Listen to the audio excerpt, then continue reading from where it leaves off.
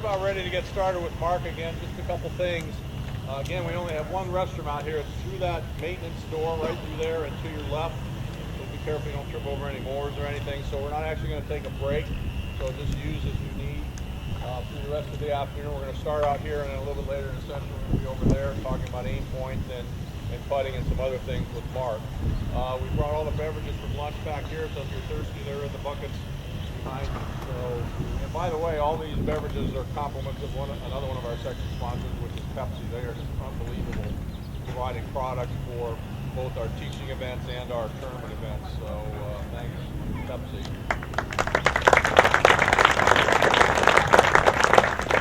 You ready, Mark? All right, great morning session. I can't wait to hear what Mark's got to say this afternoon.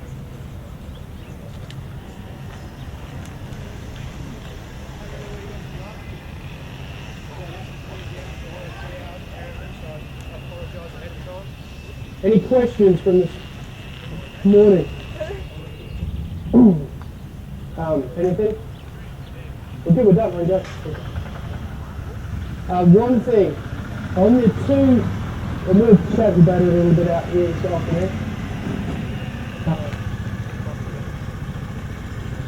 The closed thorax, it's not actually closed relative to the target, but it's more closed than this position would be. So the one that's open is in a lot more, you're flexed, but you're also this way. Whereas the closed one isn't as much open, but it's still relative to the target, it's still going to be somewhat open. So I don't want you to think I'm saying the torso or the thorax isn't open at all. That's not the case.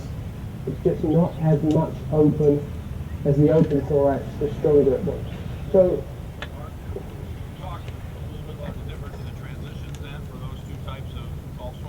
yeah, absolutely.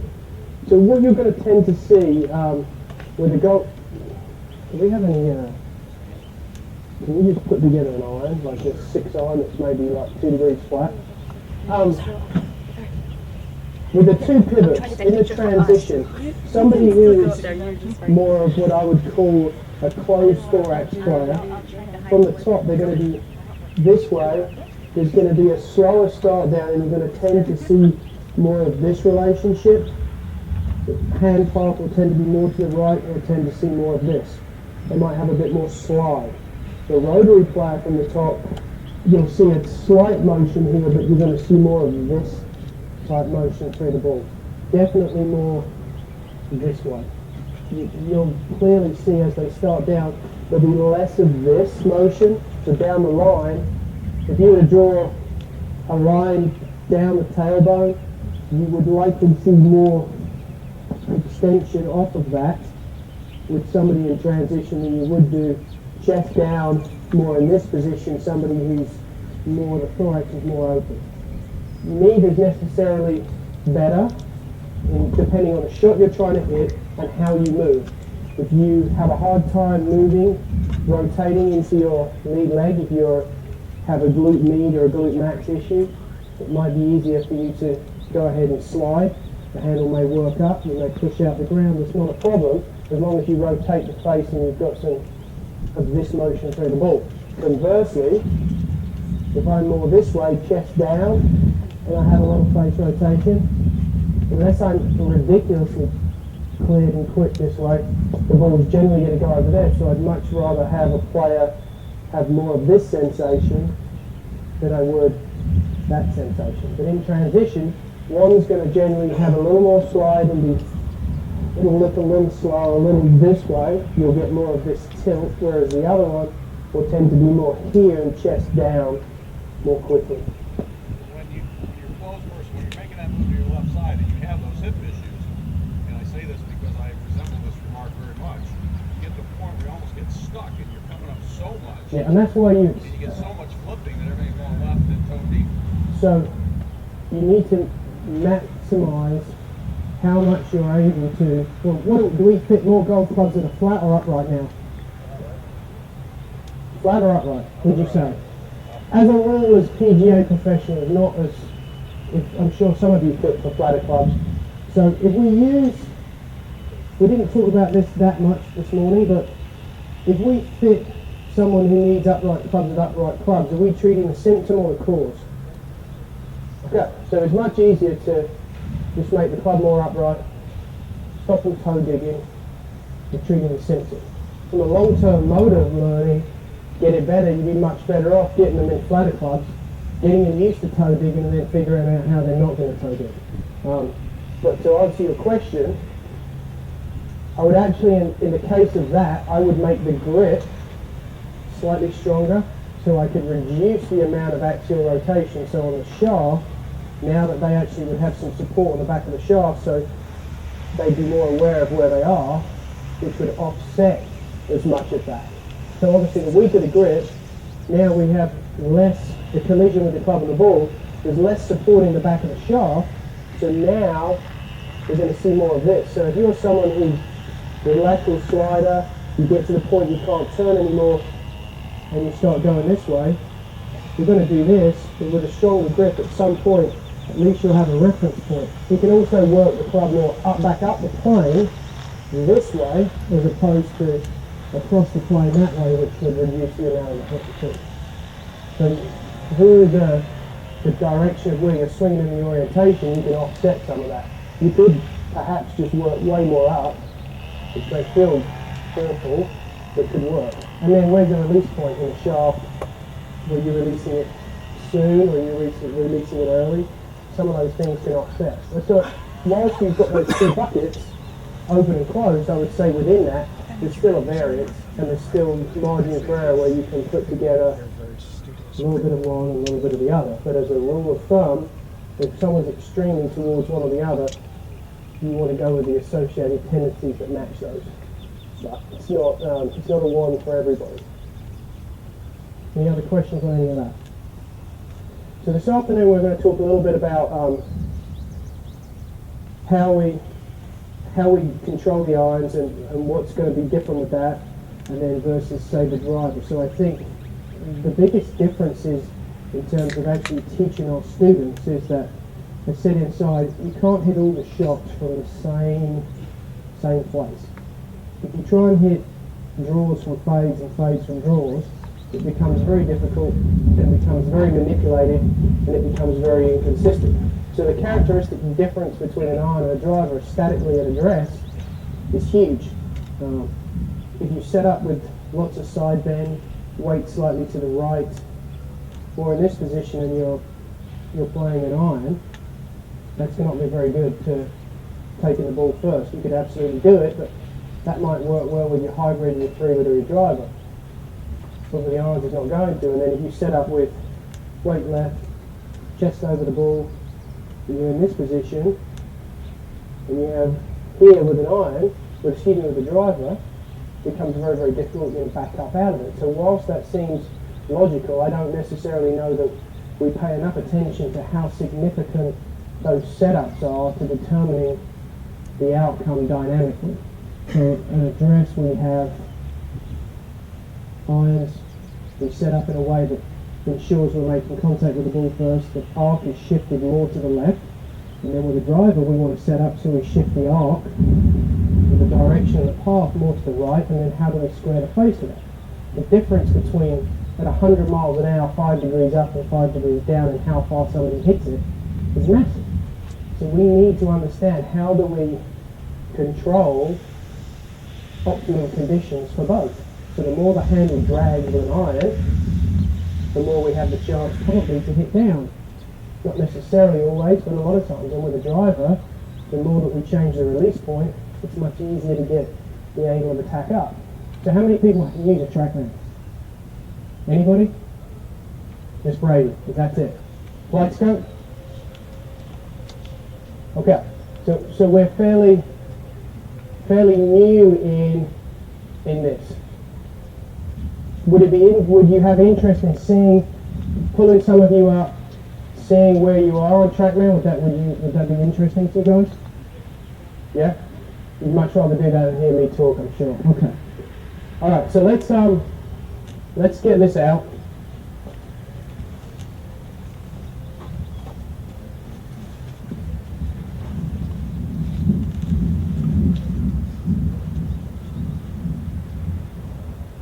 Do we have a lie board here?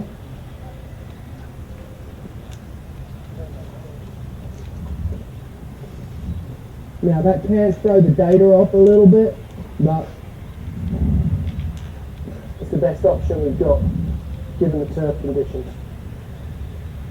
So who struggles with distance with a driver? Okay. Need a volunteer. I don't struggle with distance. What? I don't struggle with distance. Oh, that's not going to work out here, is it?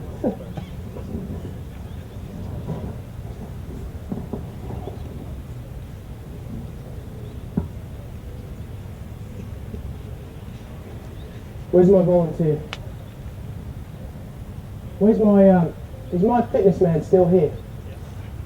Alright, let's get my volunteer. Let's put this, let's put the pieces of the puzzle together.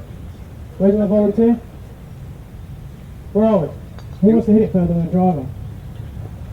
Let's go. We'll do it, we're going to do a few of these, don't worry. Alright.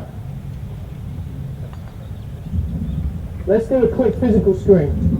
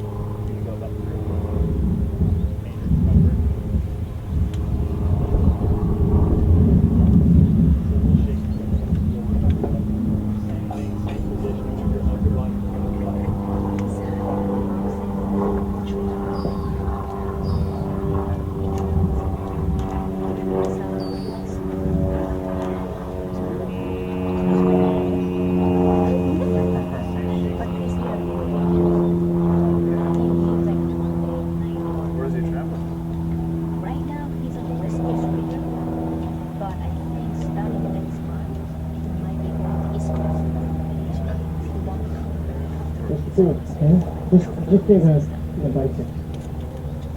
What does he trade? Import, export, or? Right now, Pretty much. All I want to know, So I want to check out. what's your name? What's your name, Sam? Very good. Mark, nice to meet you. Okay. Talking about you. Now me, you're not about you, sorry. Okay. I just want to know what she can do physically. She wants to hit it further. So based on that, let's just kind of see how she moves. She already struggled with the pelvic tilt test. So I know she might have a bit of trouble using the ground. That's not a problem, I just want to know. So that when I start moving her around, what's going to work best. I can compensate for a lack of movement by changing the address position. More often than not, that's an easier way to do it than dynamically. I would argue that the changes dynamically, making the numbers move, difficult, especially if you don't have a whole lot of function. Now, if you're really functional and you can move any way I need you to, now it becomes a little easier. I'm playing with a full deck. So I just want to know what they can do. Yes? Okay, you said that you think she'll have trouble using the ground. Possibly. Make her use the ground? Yeah, we can try. There are ways around it. There's always ways around it, and I think that's what we're all quite good at.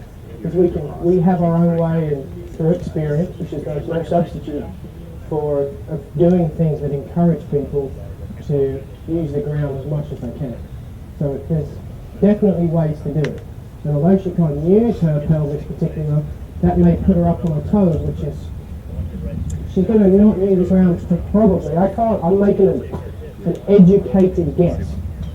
You can't rule anything out. There's always anomalies. So do you have a preference when you're talking about, thoracic and closed or rotating through that kind of thing? Do you have a preference? You guys? I mean, I got some players that are open, some players that are closed. It just depends on the individual and how they move. So the question was, do I have a preference? My only preference is, can they physically do it, and does it match the ball flight they want, and do they understand it? If so, I think it's great. Now, if they can't do it, doesn't matter how much I like it, I don't think it's very good. So if they maxed out their flexibility and their stability, yep, then you'd have a preference, yes or no? depends on the shot. Low fade or high draw, totally different. Now, we didn't talk about this morning, so that's a great question. Would I have a preference? In my mind, the ultimate golfers that will come going forwards, I think, because we'll have been more about teaching shots than we are a style or a specific swing, I'd argue that they'd be able to change from one to the other assuming they didn't have any dysfunction. But certain shots, a high push draw is going to be better from here than it is going to be from there. And a low sting is going to be better from there than it is from here. So I think I'm starting to think more from watching the best players and what they do. And Tiger would be at his heyday, 2000, that year. He didn't look like he was thinking about anything. He looked like he was just hitting shots and he shifted stuff and moved from one way to the other. So I think if you can move well enough to do that, to me that would be the ultimate, and that's the right side of the brain. You're just reacting to the target, you know what shot you're trying to hit. So I would say there isn't one that's optimum for everything. There's some that are optimum for certain shots. The only part of the game, I think, assuming you have flexion, you can bend your wrist this way, cup and bow, and you can turn and roll your wrist and you can cock and uncock. The only thing, we're going to talk about this a little bit, like round the green, using wedges, pitching and chipping, and actually using the bounce on the club. To me, that's more of what's unified. Now, if you're a tin club, that's slightly different. But I'm saying if you're pretty much, that doesn't require a lot of power, it's not particularly dynamic, it's relatively slow. I think there is an optimum way to use a short game, for sure. Particularly if you want to hit spinning shots that use the bounce and they stop quickly. That would be the only place. I look at all the best pitchers and chippers of the ball, they're fairly similar. And guess what they're not good at? Generally, they're not the best. I mean, to me, the best pitcher of the ball I've seen, wedge player, is Tom Benitez. Tom Benitez a good driver of the ball. I like Tom. I've worked with him at TPI. He struggles a little bit with his longer game. It's not as good. If his long game was as good as wedges, he'd win all the time. So, to me, good wedge players tend to do, if you look at the technique they use, they're very, very similar. Okay, what do we got? A little bit of a stability thing. Okay. So, I noticed with the hip rotation, front rotation, a little bit easier for her to move when I was holding her. She had a total knee replacement on that right knee. Squat wasn't half that, but seeing a little bit of issue in single leg stance. A little bit of restriction in single leg rotation, mainly on that right side. A little bit left as well. But that was pretty good. Okay. So, you have a hard time turning to the right. And club right up to your belt line. Let's balance up on that right leg, left toes on the ground.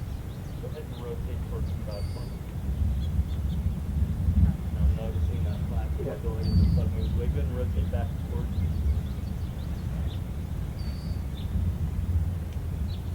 I'm seeing that knee buckle inward versus staying stable, belt line and rotate.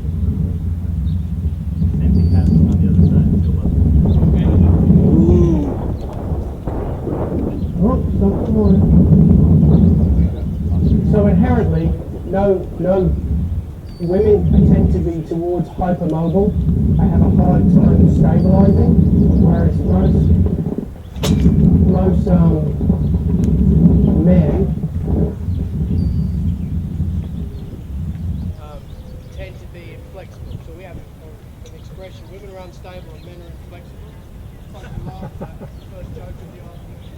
This is not at very best expense. That's just me saying it. So they tend to have a stability issue. She has a hard time turning. She wants to hit it a little bit further. So I'm probably going to see some stability issues. That becomes quite difficult, but not work around it. You have to compensate. what we all need to do every day is we compensate. So we have to try and do something that will encourage her to get the ball up in the air, probably with a driver. All right, let's hit some shots. See the third thing down there on the right? You're just going to hit from there. We're going to give you a driver. Any luck preference?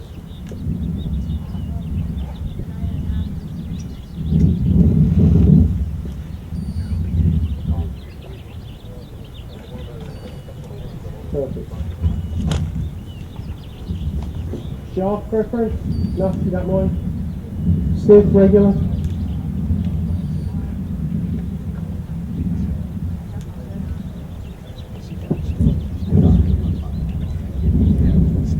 Regular?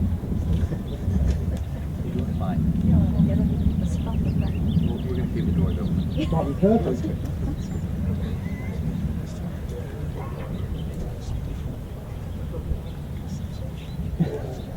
Is it? I won't repeat that.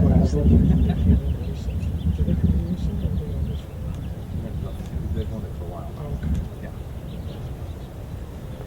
I don't really do stuff like that.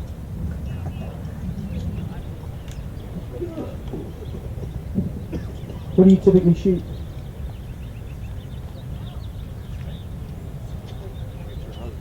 How was it? That's pretty good. Who good?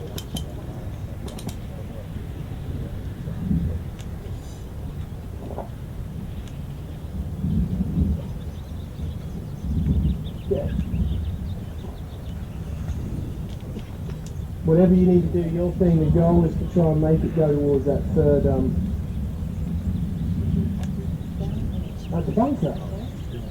Not this one, it's not that one. The one there. Yep.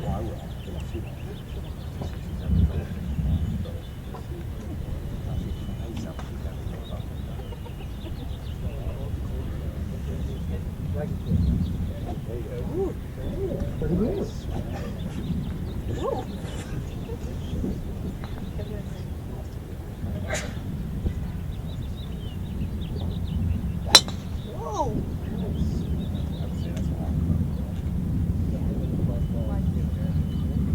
Are they?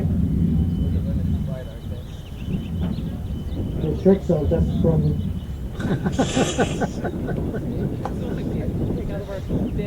Oh, did I say that? Sorry, I thought that was inside voice.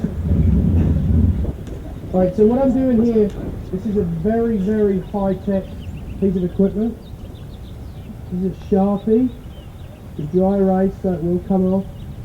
Dr. Scholl's, believe it or not, spray works really well as well. You can buy it at Walgreens or CVS. Contact point, remember, we want to see where you're hitting this on the face. So that at least with the numbers we're getting, they're fairly accurate. So all I'm going to do is watch about 4 or 5 shots and now have an understanding of how she moves.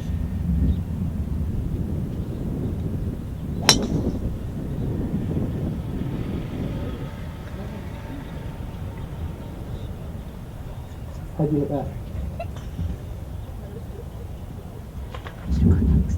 What?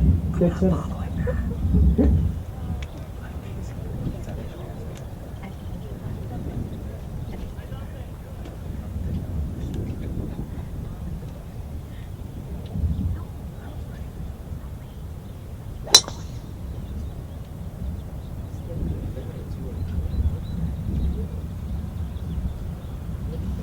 All right, one more. So do we think she's hitting down on this or up on it? So if we hit down on it with a driver, does the face have a tendency to be more open or more closed?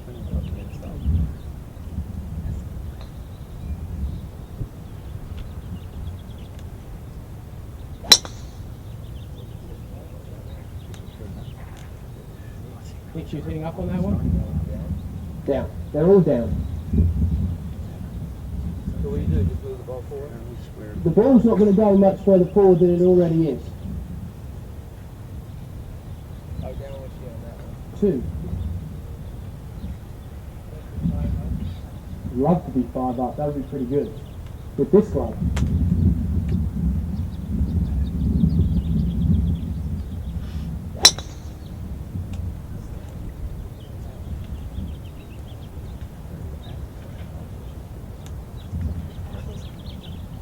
Alright, so our ball speed is 130, quite spinny, and the launch. Contact's getting more towards the heel. So for me, we want you to hit it further. I like your swing. I think your swing's pretty good. Actually, it's very good. For a lady, it's, even though you have some stability issues physically, the swing, to me, it looks stable. It looks really good. Well, we all agree that's a pretty phenomenal golf swing for a woman. I don't mean that for a woman as in a negative before anyone says anything. I'm not trying to be sexist. I'm just saying that that would be awesome if all ladies were able to do that. Now, that being said, for everything staying the same, we need to try and improve the contact point. The swing direction or the club path is a little left and the angle is down. That's not optimum for this. So if you want to hit it further with your given speed, we need to do as much as possible to try and orientate the direction more to the right so that you can get the angle of attack up higher, which is going to be easier than swinging to the left. And we're probably going to do that from the setup position. Now, you have a hard time loading. The right leg is the side you had the knee replacement, right? So we may need to do a little bit of messing around with the setup, but my goal first off is to try and get the direction and get you up in the direction a little bit more to the right. That's going to give us more opportunity to get the ball going further. I don't know that the spin in this, maybe the shaft's not quite right for you, but my goal right now is to try and get the launch conditions better before I start worrying about the club, because I could get the club, I could make a club change, but when I'm not getting center face contact and we're hitting down and left with 96 miles an hour club head speed, it's going to be easy to increase the distance if we change the setup and get the attack angle up a little bit more. So let's set up an address. Tom, take notes. Remind me what I have to do. Okay, set up to the ball of address. Alright, now, I want you to try, if it's not uncomfortable and it doesn't hurt, I want you to just make your stance slightly narrower. And I want you to square your hips a little bit, and your shoulders. And now I want you to add what I call right side bend. So here at address, I just want you to be more like this. Okay. Now, please can you line the ball more towards the toe than the heel? A little bit more towards the toe. Perfect. A little bit more side bend. Alright, does that hurt your right knee? Sure? Okay. Okay, brand new. Better than before. Alright, go ahead, swing.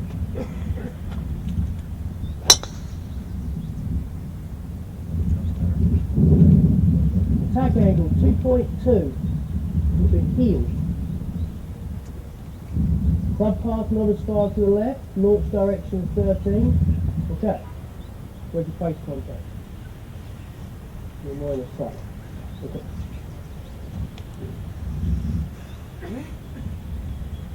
Same again. That didn't hurt, did it? Could you give me more side bending now, or do you think it would hurt? Okay, so let me just say one thing. What did you tell me you wanted to do? Meredith, what did you tell me you wanted? What is it? Well, hold on a sec. Okay. So I added right side bend. I knew that I watched the swing. I knew she could do it physically. First ball, 181. Second one, 199. Third one, 196. Fourth one, 193. Fifth one, 196. That one, 201.6. So did it go further? I didn't even hit it 200 yards. Carry. It's not normalized. So but all I'm saying is we just changed the attack angle. In 8.5. Now remember when players tell you that they just want to do one thing and nobody's ever happy? So we changed the attack angle 4 degrees and I didn't do anything with the swing. Just set up. So there's loads of great people way smarter than me on the internet that have some of these really cool blogs and they talk about some really cool shit. Okay? That's so great. But it's so much information at the end of the day, is that the easiest way to get it done? When you're working with good players particularly, the benefit is their, bullshit detector is very minimal. If you can't affect change really quickly, they're gone, you're done. The easiest way to do it is setup. That seems so simple, but by just changing the setup, we changed the attack angle 4 degrees and we got 5 more yards of carry. It's pretty cool. Alright, let's keep going. A little bit. The contact's still not perfect, but I don't know if it's the right fit of club. A little more side bend, please. Okie dokie. Go ahead.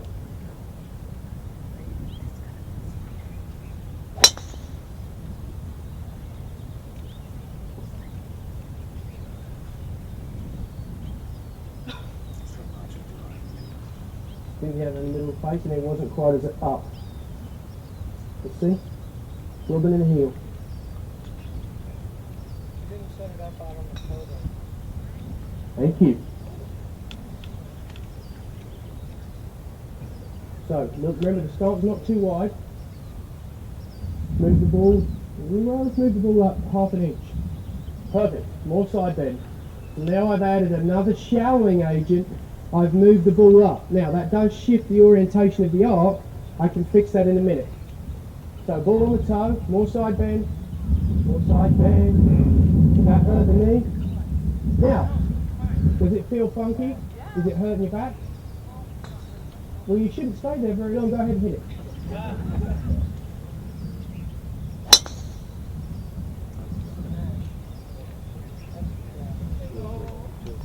3.6 up, club path 1 to the right. Okay. Now, if I can get it out in the middle and get the face square, now we might be able to hit a push draw. Heel. Okay. Now, that's a different setup for you, correct? Now, assuming it doesn't hurt and I'm not injuring you,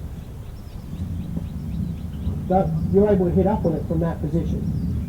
That's going to help you hit the driver better. But guess what that would make worse? Do you think that would be good for your irons? Okay. So, to have the same feeling with all the clubs, is that a good thing or a bad thing? Terrible. Unfortunately, I've been very guilty of telling people that it should feel the same with all the clubs. Terrible, isn't it? I should probably give them all their money back, but then I'd be broke, so I can't do that. So it's a learning curve. Let's try this again. This time, same setup.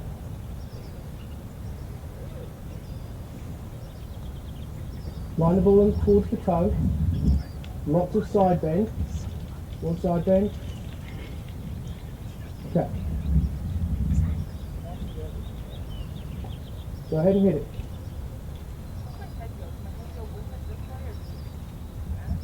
Doesn't matter. Less thinking, more doing, more tilt. Perfect. That in the heel. Okay, good.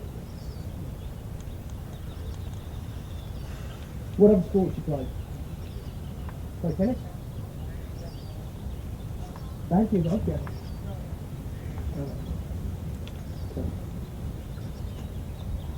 Alright, set up for this. So now, that last shot. 3-6 up, pass a little left. So here's what we're going to do now. I want you to imagine you've got a basketball. Oh, a basketball? Okay, big basketball. You're holding it like this. You're going to take it back. And you're going to throw this basketball. So here would be the seams on the ball, right? When you come through, I want you to imagine the seam going orientated way out to the right. As much as you can. From that tilted position. Yep. More side bend. There you go. Toss that ball out to the right. Wow. All right.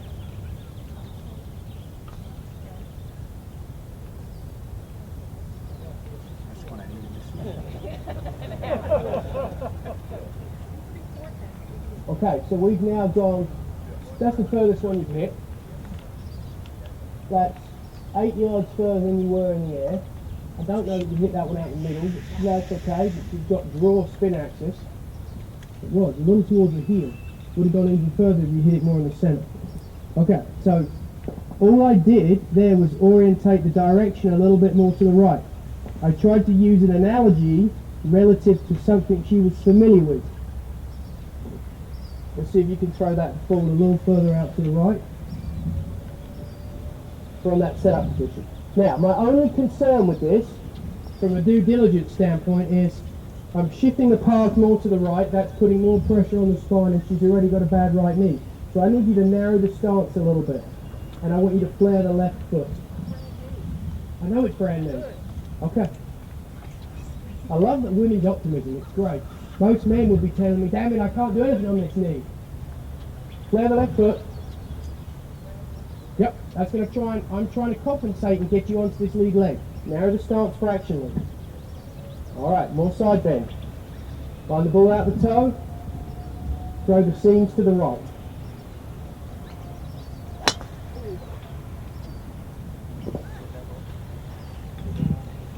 That was up so much it was off the bottom, right?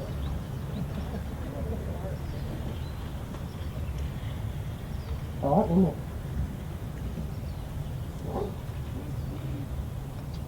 So, left foot's flared. I know this is like a pre-flight check, but we're just all I'm trying to do here is change the setup to change the numbers to improve the math. Now, it doesn't mean that over time and out in the golf course that her movement will allow her to do this. But we've dramatically changed the ball flight without really getting too technical in the swing, right? Isn't that what we're all supposed to do with people? Would most people play the game if they could go from the shot that was shorter and to the right to the shot that's further in the drawing? Pretty much? Alright, so we've not used any real rocket science. Give me 5 there. 5 up. Much better. Okay? So, let's try one more. Now, I think if 200, it didn't go quite as far, but the face contact wasn't as good. But we're creating more variables that are positive to hitting it a long way and hitting the draw than a negative. So I think with some coaching, Maribeth could be pretty damn good. Did anyone disagree? No, that's true. I'm trying to compensate for her heel contact. So the club's going to droop anyway at impact, so I'm just trying to offset it drooping and the heel contact and getting it more towards the centre. She could hover it. More side bend, yeah. Play the left foot. Okay.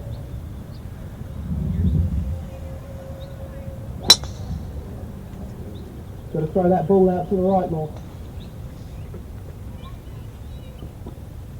One more. 201.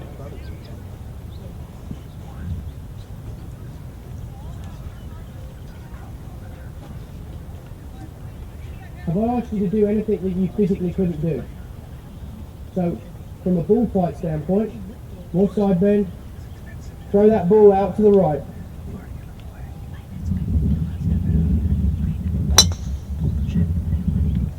Alright, so I didn't ask you to do anything physically. Was any of that uncomfortable? But it felt weird, right? So, definition of insanity is what? Keep doing the same stuff and expect a different result. So from a setup, you can't hit all the shots from the same point. If you told me I want to hit it shorter and I want to hit low fades, we wouldn't have done that. But from a standpoint of trying to improve your geometry and impact, we were able to do it. Now the reality, thank you very much, just give her a round of applause.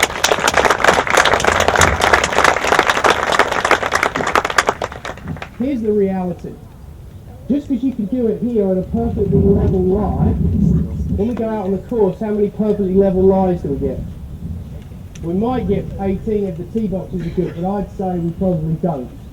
I would say we get fewer flat lies than we think. So again, when we talk about practicing, if we were in the performance side of the right brain we talked about this morning, practicing up a perfect lie every time does you no good. Tiger probably wouldn't have dropped it 2 yards back if he'd been practicing his downhill lies. That was supposed to be a joke, nobody laughed. So my argument is, it's not hard to change something. I can make those numbers change by manipulating setups, but the reality is the movement pattern Maribeth has and how she does that out on the course is going to determine whether that's repeatable or not.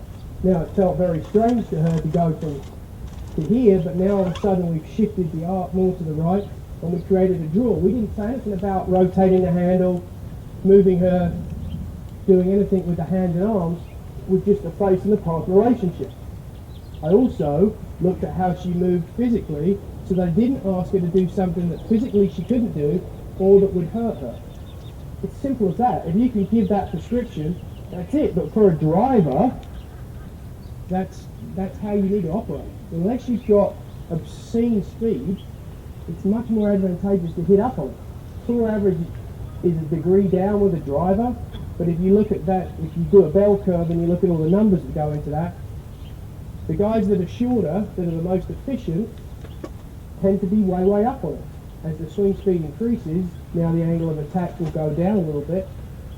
They try and hit it different shots, but it's fine. All right, let's have another volunteer. Anyone else brave enough? Right here. Okay. Can we screen him first? Where's my man? Is he gone? Oh. He's good. He's lovely. It's not mine. Did he go? No. I want him screening. He's healthy. But do it so everyone can hear this. You got a lower back issues? Yeah, after I hit balls. After you hit balls. Okay. Come over here, do it in the middle. I want everyone to... what I want you to get out of this is I understand, hey, this may be complicated, this may be difficult, hey, I'm old school, I don't do it like this. That's fine. I'm not expecting you to totally buy into this. All I want you to do is see the power of, here's how the body works. Now let's base around what they're trying, let's give them something to do that they can do that, and let's see if we somewhat validate it. Now we've not got 3D, but just from a bullfight standpoint, which is going to be what most people are going to come to you for a lesson.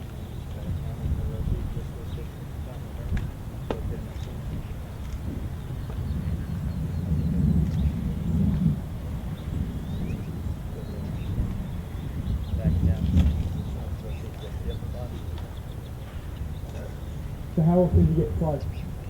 Twice a month. I hit balls every day. About 20 minutes.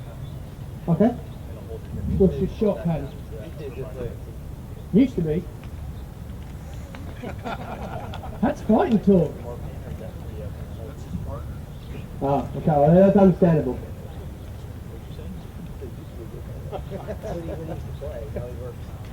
Yeah, that working stuff gets in the way.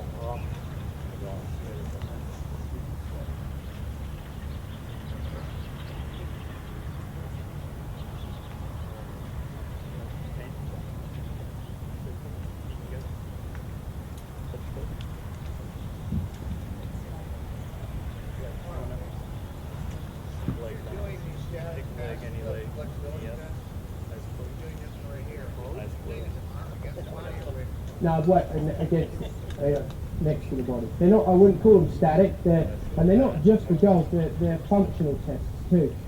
What's your function? So Gray Cook is the developer of most of this. He's pretty. There's another guy, Gary Gray. There's a lot of really smart physical therapists that came up with all this information. So it's more function. Yeah. Just because that gets people more flex forward. Generally, if you can't do this, now all of a sudden they tend to stay more upright. I want to see how they do in flexors. It's easier for people to get flex when they have their arms against the chest. Some of the tests would be better in more of this position, like some of the tests we do here. You could argue that you'd be better off just doing it in a golf posture. But it's just, from a retest standpoint, when the sample size is big enough, then you can start making adjustments and you can come to a conclusion. Just do the test the same every time. Now you get the same data. Now I'm basing my conclusion on a valid piece of information. So yes. Absolutely, yeah, for sure. But to get the face more square, 100%. The face being more square would obviously improve the smash factor. Just didn't want to get into too many things. Getting the attack angle up, hitting it further from a small goal. That would bring her back from the lesson standpoint, right? To go from what she was doing to, so absolutely, you're not. Possibly, yeah. But definitely something I would consider for sure. But I'm always trying to, what can I give somebody, good players, beginners, what's the nugget I can give them to make them hit it better, feel good, because they're going to come back and they're going to want to do it again and again and again, as opposed to, early on I used to think I had all this information, I need to share it with everybody. And you give them all this stuff, and all of a sudden they don't even know which end of the damn thing to hold. So less is definitely more from a getting the results type deal. And the great thing now is you can measure it with the tracker. Yeah.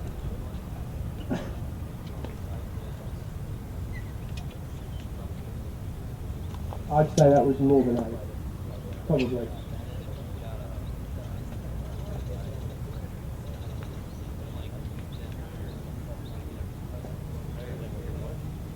100%. I'd go, I'm going to do some iron shots too. No, it's a great question. The question was, so if someone's hitting a bad shot at iron, would you do the opposite?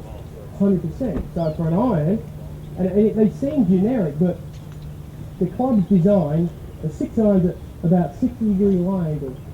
So what's optimum way to get that to hit the ball? It's going to be different to the driver that's, on a totally different line and it's way longer. You're going to be way more left orientated if they can do it.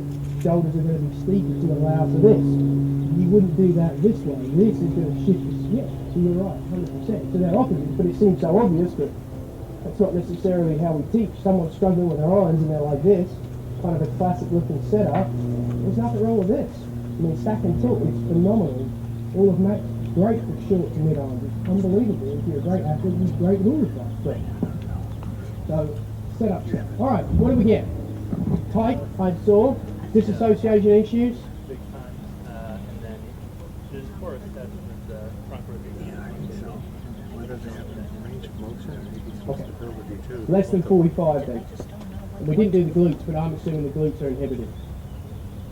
Okay. Let's see what we got. Absolutely. Oh no, that's probably not going to work for you, is it? Sorry.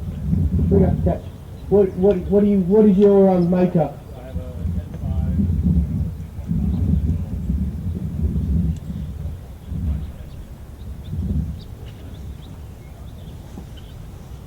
D2 or D3? I don't know. Oh, is he?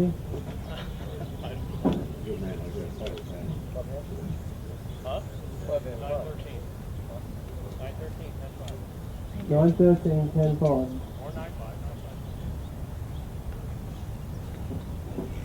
You can tell I do a lot of fitting. This here. This here. Why is it tighter here? Why is it your Agreed. here? Are you squeezing here? I'm not squeezing. So what's your typical ball flight?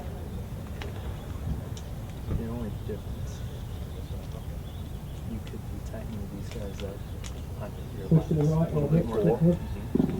here versus here. No, that's Getting here. I tighten them no. You said you're tighter here. Elbows down. for that test. I'll tell you right now, I don't care which way your arms are, you're limited. I know And that. I think so the testing, it really doesn't matter so much versus clamping down. So just go ahead and hit a few. And let me mark this face up for you. Please.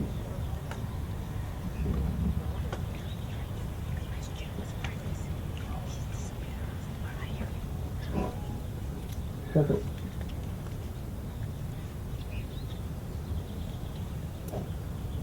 So the first thing he tells me, he hooks it or has a push shot. He has limited mobility in his hips.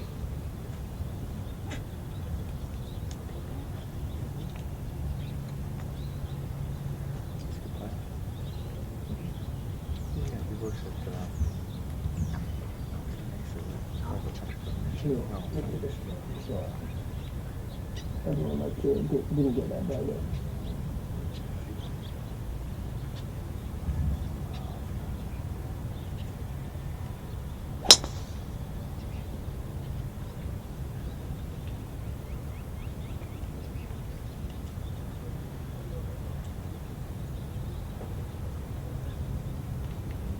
Put on your neck.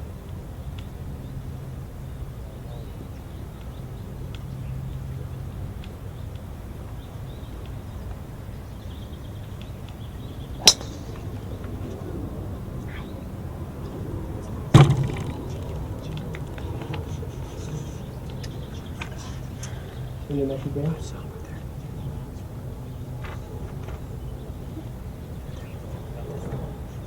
Okay, so the gear effect here is effectively getting the face closed, but the ball's going right. So that's what's telling me. That's why I'm knowing the heel contact without seeing the ball.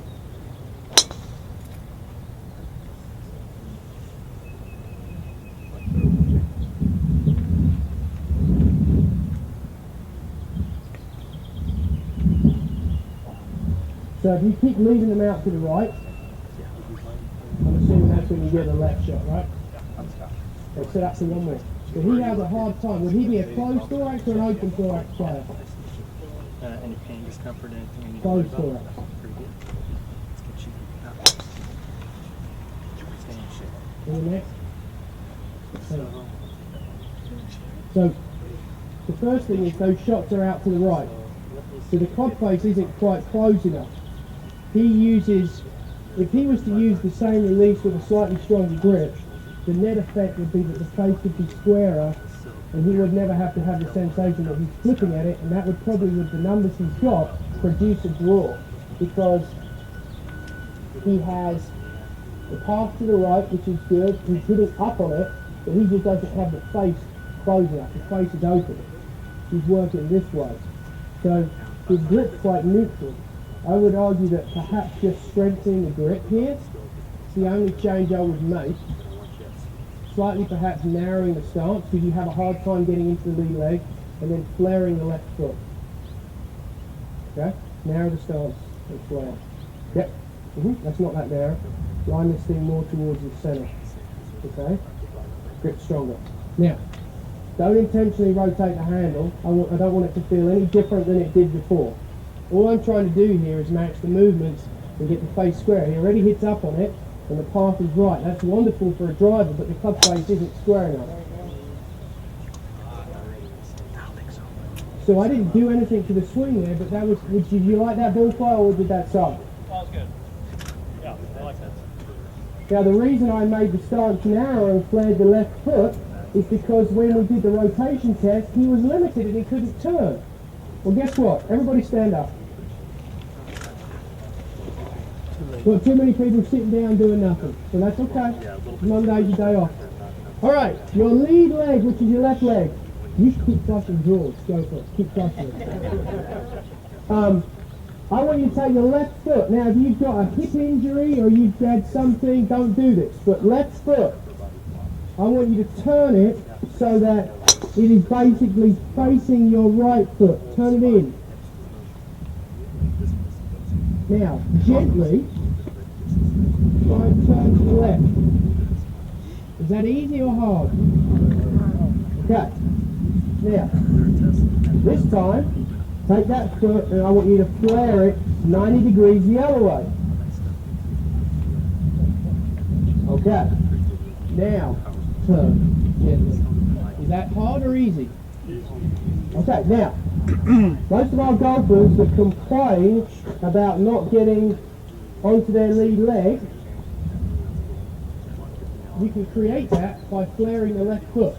We get about, layman's terms, every degree we turn the foot from a low quarter standpoint, we get that rotation, internal rotation in the lead hip. To me, that's quite significant. Can you still hit the draws? Yeah. Alright, that's true. Alright, now let's do the trail leg.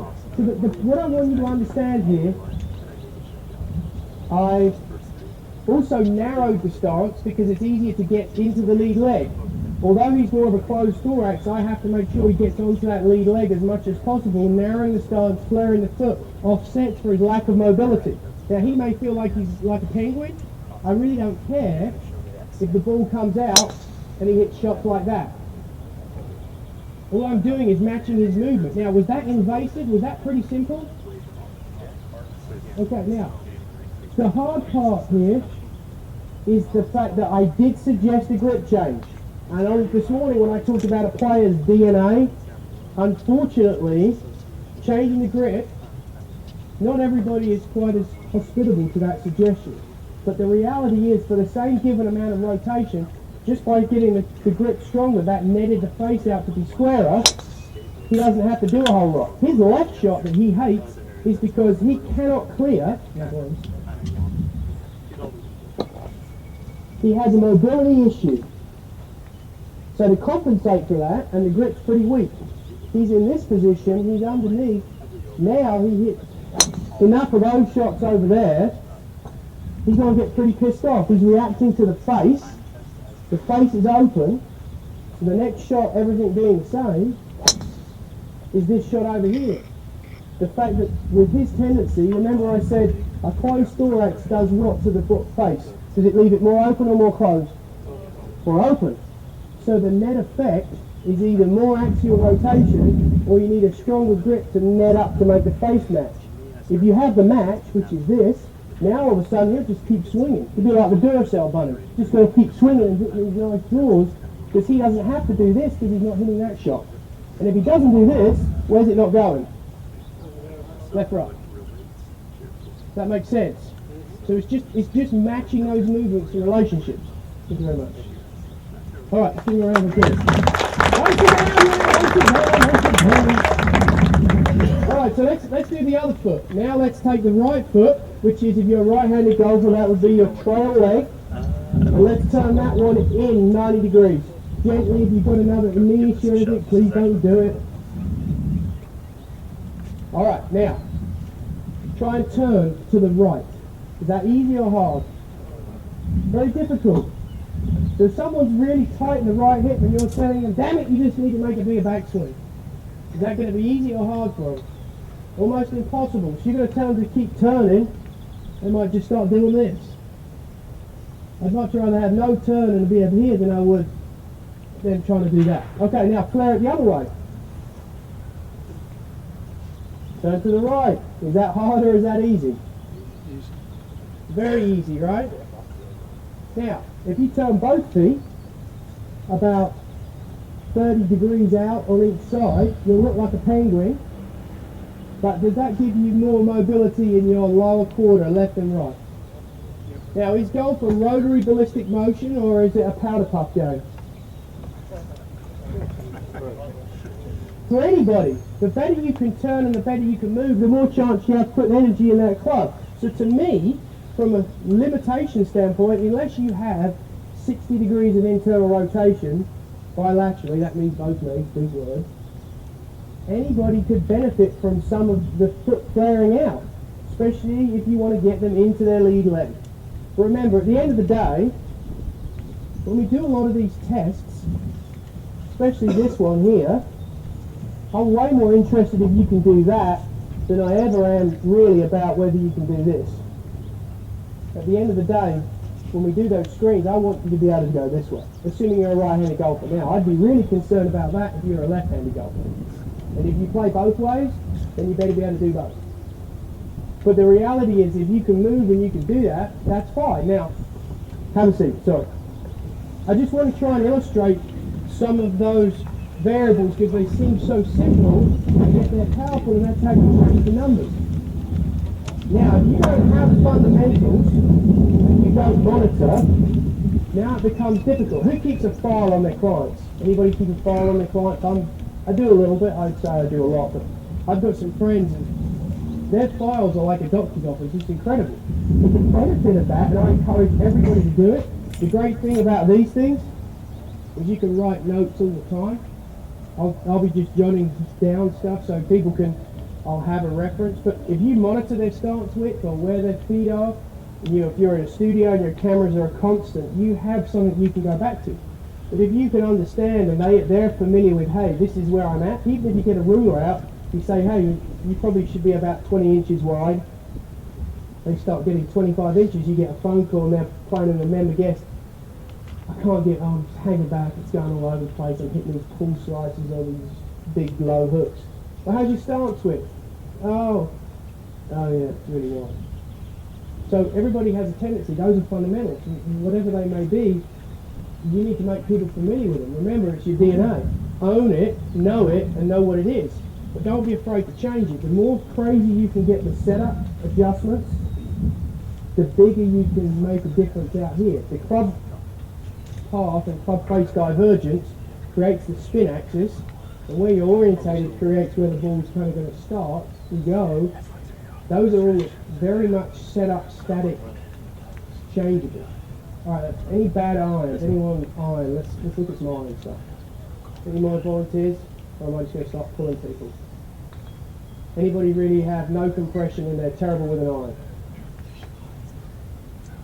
Said no compression, all his hands start going up. Alright. Where's my screen master? Come on, let's see it again. Where is it? I'm putting you to work. Yeah, buddy. Let's do that over here. Any questions on the driver right now? Yeah, Mark, Yes. when you increase side bend, are you always keeping the bottom of the spine stationary, doing it completely that way, or are you ever going hip forward to get a little combination of the two? Generally speaking, so the question was when I get the side bend, am I shifting the spine forwards? I'm generally not doing that as much. It's just a question of side bends. Is everybody familiar with what side bend is? So, okay, so stand up again.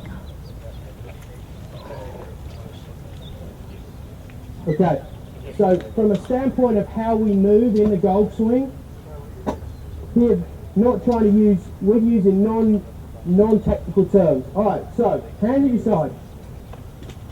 Try and put your nose, if you've got a back issue, don't go too far, nose down towards the ground this way. So you're going here. If everyone can see me, you're going this way. That is forward bend. Is that technical? Okay, that's forward bend. This is backward bend. That could otherwise be known as flexion, extension. Alright, now, side bend is right side bend. So which shoulder's lower? Right, so that's the side that's in bend. Back to the address. Left side bend. Which side's lower? So that's left side bend. So from my understanding of where you should be, the backswing is a combination of flexion and side bend. So when I add right side bend at address, all I'm doing is going this way. I'm not excessively shifting here because that's creating a lot of tilt, and most people don't have the core stability and strength to be able to make that differential up. But if I just do this, I haven't changed where their body is in relation. I've just increased the tilt on the side bend. So the question was, do you push this forward proportionally? Unfortunately, the more you do that, the more you tend to steepen the angle of attack, and you tend to encourage a lot of this. Whereas if you just go side bend, now all of a sudden it's getting a lot easier to actually, they have the tilt, but they're not so much that they're in this position. So at the top of your backswing, ideally, especially with a driver, you would want some flexion and some left side bend, so you're more in this position. Now, if I lose the side bend, or the forward bend, excuse me, I'm still in left side bend, but where am I bending back? Where am I bending? Backwards. Alright, so that's our classic reverse spine, come this way. So with an iron, I can get away with a bit of this, but with a driver, where I need to hit up on it, side bend, flexion and left side bend at the top is huge. If I lose the flexion, I'm extending back towards the target. That makes it really hard to hit up on a driver and be consistent. So, bend forward, bend back, or flexion, extension, side bend. I think those are important. If you understand that, you'll now have an understanding, okay, I can get this player more here. So I'm sure we'll see some issues physically. What do we have? Take a seat.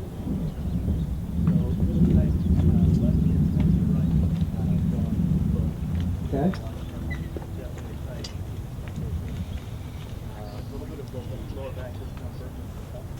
Okay.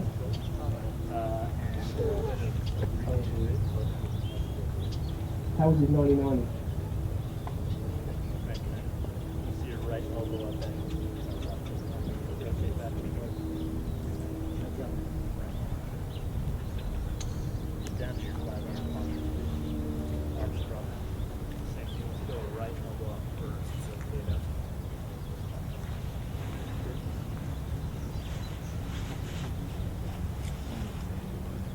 The scapular stability issue.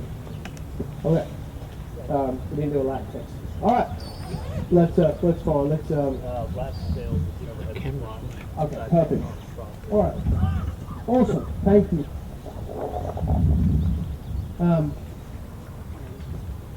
What's your steps?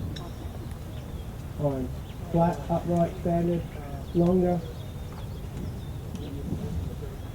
Okay. Standard, medium, stiff. Tell me about your golf.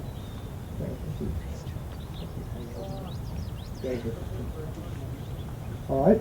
So you have a hard time turning. Never had any serious foot, knee, ankle, hip, neck, back issues, restrictions? Okay, so lower back is a little bit screwed up. Okay. Not a lot. That's okay.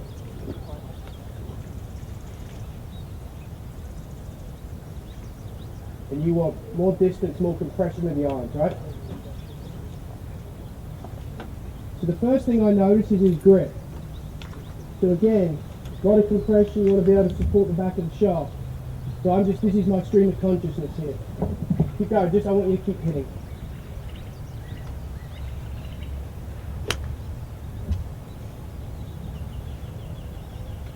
So we know he has a hard time turning.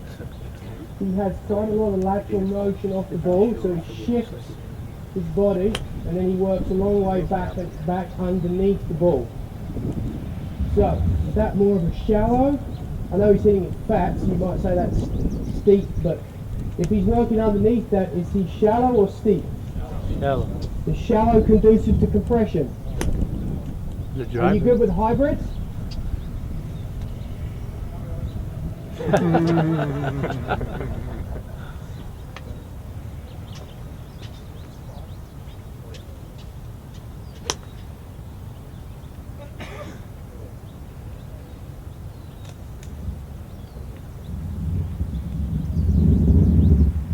So I know he can't turn. He's limited with his T-spine rotation. He has a lot of movement away from the ball. He comes in shallow, he bottoms out.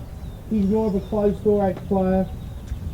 I put him in that bucket. The grip is very, very weak. So he has a lot of things that are towards shallow and underneath.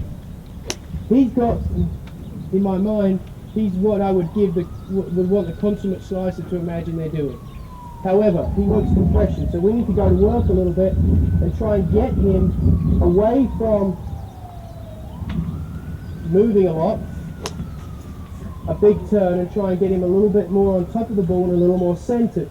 It may feel a little more lifty to you, but that's fine. I've got to get you onto the ball so you've got better contact. Now, you'll probably have more compression, and with the shorter clubs, you'll hit it a little bit further. The problem we're going to have is I'd like to actually keep some of what you do here with a driver.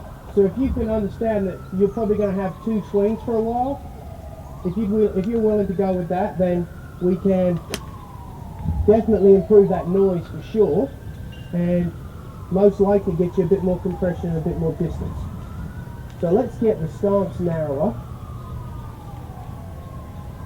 I want you to get a little bit closer.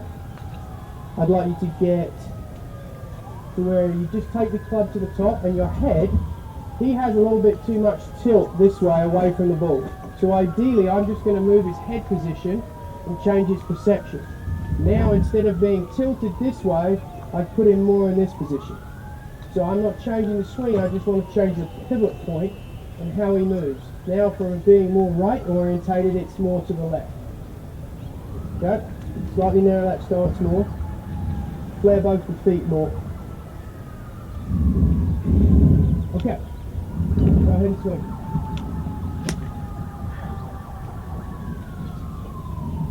Any difference? Bad or good? Good. Alright. So, was that easier to hit the ball? Did you find it easier to get to the ball? Did it sound different? It did, didn't it? Okay, alright. Get a little closer to it. Get a little closer to it. So, the vertical swing plane, which is the angle in which he's swinging. Get closer to it. Keep getting closer. The more distance there is, don't hit this one yet. You can stand up and relax. The more distance there is here, the shallower this vertical swing plane is, the more the club's traveling inside out. So the further away I am from the ball, this angle's shallower. Shallower is good for what? Up on it, draws and drivers. Is that what the best players do to hit irons? So, average 6 iron dynamic attack vertical swing plane is about 60 degrees. I apologise, what was your name again? Frank is not 60, he's down here. This is not, as we would say in England, qual. This is not conducive to what we want. So I need him to get closer to steepen this out. It's going to mean he's swinging less inside out. It's going to mean he hits less of the big ball before the little ball. A little closer. Okay, head position. Shoulder square, head more this way. May the force be with you. Good luck. Thank you, Hank.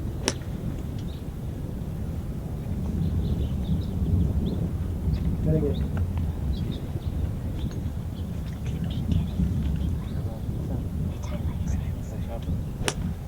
Ooh. How'd that feel? Where'd that come out the face? Up. Alright, this time. Everything the same. Lay the left foot more. Make the stance a bit narrower. Get a little closer to it. Anybody who spent any time with macro grading, did that look kind of familiar? I haven't got there yet, but from the way he set up to it, right? So I think Mac's a genius. It's one of these things. You ever spend any time with Mac, he's probably the best person at getting people to compress the ball other than maybe Ben Doyle I've ever seen. He's doing it with set up, ball position, and then we haven't got to the pivot or the grip, but better. I'll give credit where credit's due to people, and Max is very, very smart. But that's all I'm doing here is I'm just changing the setup parameters to where it forces him to have the club coming more down the plane at the ball. I don't want it going into the ground too much that he can't make good contact. Get a little closer. Turn the left foot. Okay, now, make the grip stronger. Particularly the left. Now, head more this way. Okay, go ahead. This is staying here. Alright, one heavy still. And again. One closer. Grip stronger. Okay. Ooh. Different noise. Anyone hear the difference there? Yeah. How'd that feel? Alright. Okay. Things felt different off the face, right? So all I'm doing here is changing the setup variables. I haven't even done anything with the swing yet. Grip stronger. Again, the stronger the grip, the more you can support the back of the shaft. The face is going to be squarer, which is going to give him a bit more oomph to it. Shoulders more level, a bit more here. Narrow the stance, flare the feet, strengthen the grip. Go.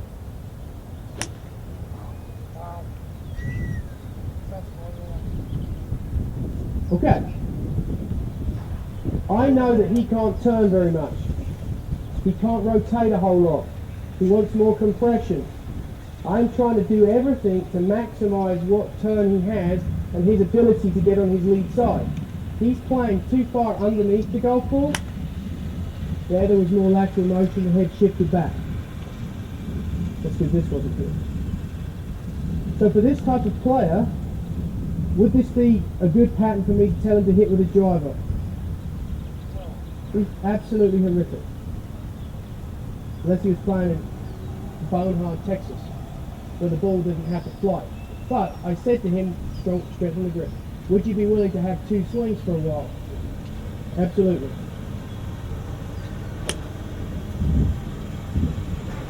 Pretty good noise, right? Right, one more. So do you think that's something you could do? Is that painful? So I haven't asked you to do anything you can't do physically. You feel like there's a bit more compression there, and it's easier to do. Come on, well, you weren't compressing it before and you are now, so it must be easier to do. Strengthen the grip. He's like every golfer. You make it better and they're still not damn happy. Okay, go ahead. Ooh.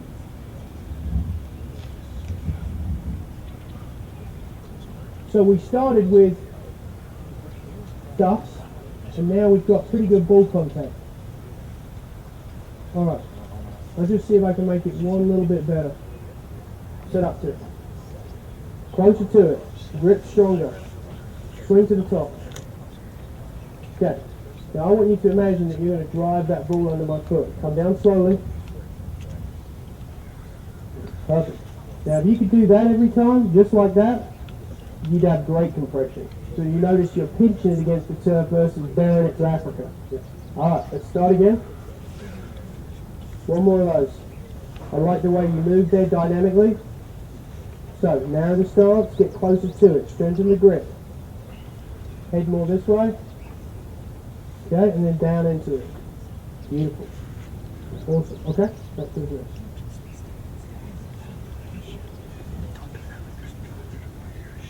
So, strengthen the grip. Head more this way. Go ahead, pinch it. A little bit heavy. Go backwards. So one more. Yep. So in a perfect world here, I'd have paint down on the turf, and I'd have this ball on the line, so he was starting to become familiar with how to control the bottom of the arc. I put the foot there to try and make him familiar with it. So if you were to come around and look this way, I tell you what, let's face the audience, I want them to see this. So notice I said earlier I didn't care anything about style, I just want to get results. What's this? Okay, strengthen the grip, square the feet. Okay, I'm going to keep this here, okay? Swing to the top. Okay, what does that look like? What does that look like? Sorry, what was that? Okay. I'm great friends with Annie and Mike. I think they're great. Great information. Max information. Alright, let's start down, go to impact. I'll do that again. So what I want to show you is if you're limiting yourself to a style, you'll have issues. If you're not limiting yourself to a style, now and you're working with what the student does, what's amazing is movement's going to force people towards certain tendencies. I would argue that if you want to be a great short arm player and a very good mid-arm player, that most people are going to look like that. Because Tiger hitting his irons, he's claiming he's hitting it better and further than ever, right? He's saying that. Everyone would agree with that. Sean's another friend of mine. Sean's pattern is very similar to that. Tiger kind of looks like that. Which part of the game is he struggling with? Okay. Not sure that Tiger would, I think he would be up for it, but telling someone that they're going to have two different golf swings, that's a tough thing to do for a tour player. They look at you like you're a complete idiot, but that's the reality of it. What's optimum on one end of the bag isn't going to be on the other. If you understand that, you're fine, but if you try and hit all the damn shots from the same setup, you are going to have a negative outcome. One part of the game is going to be great, and the other part's going to suck. Let's try one more. Now careful here. It's kind of up anyway, and I'm trying to, because the stance is narrow, I'm trying to maximise what he does. Very good. If I was going to actually encourage him to shift more laterally to really maximise the compression, I'd move the ball up, because by shifting left, he's moving it back in the arc. But that would be lesson 2. So, let's get closer to it, strengthen that grip. Let's get the tilt more this way, head more this way. Yeah, I don't know where he's aiming. I'm just trying to get compression in to go further. Okay, one more. Now, once you've got the, what did I say this morning about fundamentals? I said the target and watching what the ball does causes issues, right? So, you can't have everything in one sitting. But is the contact better? Does the ball sound like it's got more compression, or does it look like it's going further? Yeah. So have we accomplished the student's goal? Yes. So why make it any harder than that? Success breeds success. If you can give them a positive outcome, they're going to leave and they're going to want to come back. Just because more lateral motion, trying to get more on it, getting the target, trying to get all the trimmings and everything just perfect the first time, head here, don't forget, he's not going to be able to do that, so now it's not going to be as positive. Pretty good. Pretty easy? Better? Thank you. All right.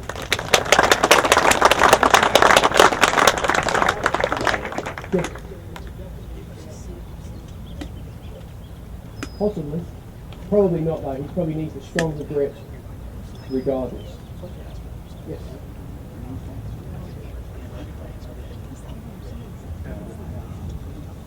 Okay, so if you make the grip stronger, it's a great question. The question was, I can understand everything but changing the grip.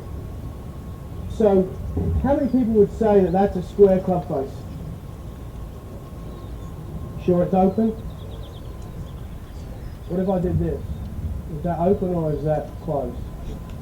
That's pretty square. Now we don't play golf there, though, we play golf more down here, so that would kind of be relative to where we're swinging. So your question was, why did I strengthen the grip? When the grip is here, we have lots of this.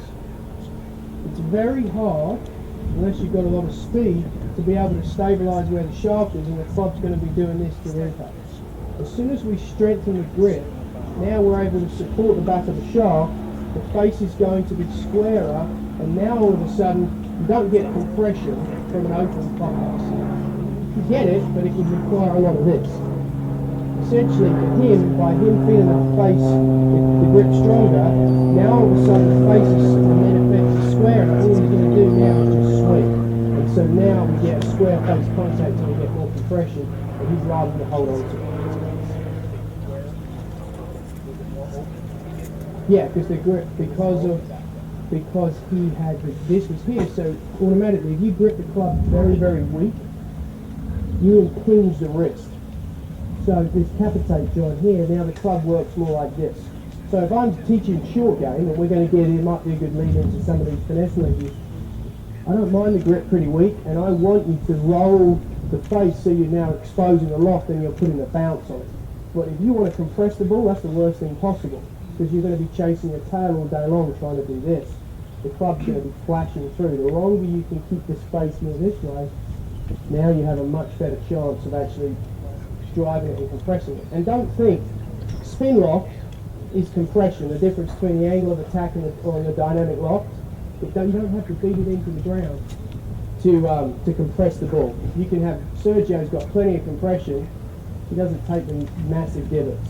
So that again gets into using the ground, coming from here and the handle working up. So that's this component. But if you don't do that very well and you don't have the vertical, it's hard to do. But the face being more square, I would go so far as to say, more golfers, if I was to say 2/3 of the golfers who I see would benefit from a stronger grip versus a weak grip. I see way more benefits to a stronger or shut face grip than I ever do to a Hogan-esque grip.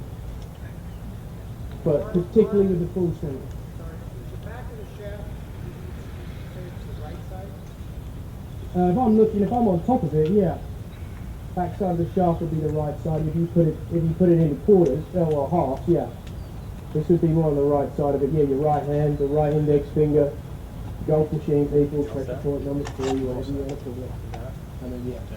So, I better sign off. absolutely. I think if you're the squarer the face, the more you have the ability to control it. So if you took a hockey player, and a hockey player swings, they're way more.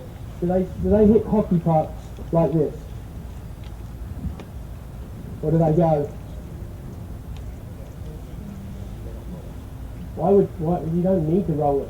The faster you swing, the damn thing's doing that anyway. Enzo shows us that. You can't fight centrifugal force in physics. And the faster I swing, the more that's going to happen. So why the hell would you tell someone they need to do like this? The difference between the toe and the heel, mile per hour, is not significant enough for a center face hit to basically, the gear effect here to here, this is moving faster than this, but it's not enough to make enough of a difference to be consistent. It's pointless. So whilst a true physics discussion could say that this would be useful, for the average person it's completely pointless. It makes no sense. These things, we spend millions of dollars trying to make them go straight. There's no point. The golf balls go straight. Well, it's much harder to curve it now than it used to be, right? But I would argue that if a caveat or a nuance would be stronger grip, because it encourages people to either they have the ability to slide and hold more. So if you slide, or your floor X is relatively close compared with this person, the benefit of the stronger grip is the net as the face is more close, so you can hit push draws and not do a whole lot. For the person who is, the pivot opens it up, the stronger grip, your Dustin Johnson who's here, but then because he moves so much this way it nets out to be square, both of them to me are a win-win. But they absolutely, that strong grip can be a problem around the greens and finesse shots when you want to use the back of the club and you want to have loads of speed with no power. So again, you can't hit all the shots from the same position. But if you want to compress your irons and you want to mash the driver, my argument is more towards 45 degrees is probably pretty good. That's not an absolute, but it would definitely be advantageous. Now, what tends to happen as people age, they tend to get the grip weaker because they're more afraid of going to the left because they've played their whole life being told that they had to have some of this. Whereas the reality is you don't need to do it. You can. Is that the easiest way? I don't think so. If you took 100 players that never played before and you gave them a hockey stick and you just made them beat balls with a hockey stick and they used these big wiffle balls, I think their golf swings would be evidently better than the people who you've just given golf clubs to and just told them, the same 100 people, I would bet the ball strikers would be better ball strikers with more club head speed if all they'd ever done is play hockey. Or hit balls with a hockey stick. Not played hockey, but just so they got used to that motion. Because they'd use their body better and the face would be squarer so they wouldn't be reacting to what the ball does. Everything would net out to be pretty good. Pretty straight. What time are we going to, Bill? 3:30. Alright. Any more, anyone want to do any more long game stuff? No, yes? Anybody else want any help? Okay, questions are good. Yeah.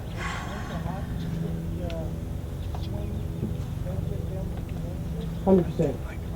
Any sport other than golf will benefit juniors. The best golfers, you're going to have your complete anomalies like Tiger, but essentially the best golfers who play loads of sports, they're great athletes. They build engrams playing different sports. The more sports you play, the more muscle fibers you get, the faster you can move, the better you're going to be. So I say for juniors, they should try and play everything. Soccer, rugby, football, providing they don't get destroyed. I wouldn't recommend playing football until in high school. Tennis, baseball, all that stuff about baseball, whereas you golf swing, complete rugby.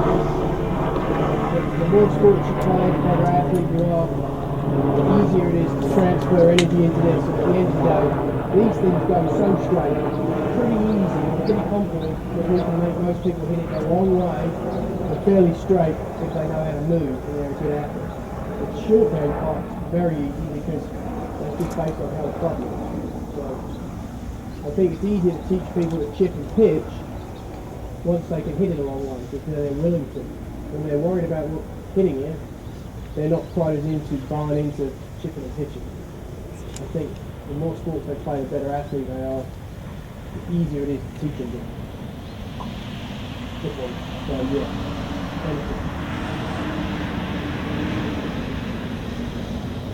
just because of the fact that you're on a plane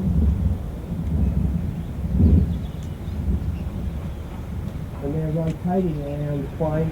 I'm talking about if you had a dead flat hockey stick, no curve, just a dead flat one. The fact that it's separation, the club face and the ball was very, very square and there's been none of this. So just take that thing back,